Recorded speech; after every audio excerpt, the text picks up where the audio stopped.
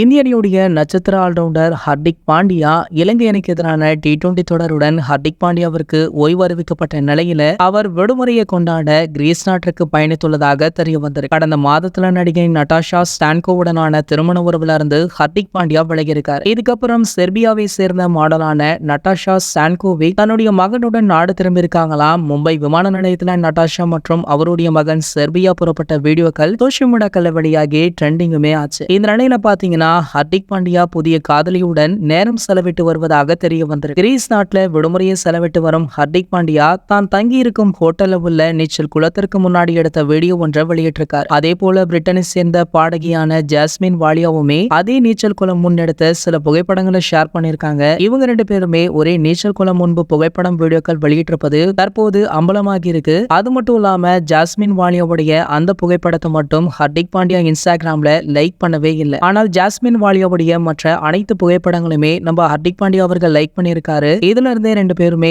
உறவுல இருக்காங்க அப்படின்றது தெரிய வந்திருக்காம். இந்த விஷயம் தற்போது சோஷியல் மீடியாக்கள்ல காட்டுத்தீ போல பரவிட்டு இருக்கு. இது போன்ற செய்திகளை நீங்க உடனே தெரிஞ்சுக்க நம்மளுடைய கிரிக்கெட் நியூஸ் அப்டேட்ஸ் எனும் நம்ம சேனலை சப்ஸ்கிரைப் பண்ணிட்டு பக்கத்துல உள்ள பெல் ஐகானை மறக்காம கிளிக் பண்ணுங்க.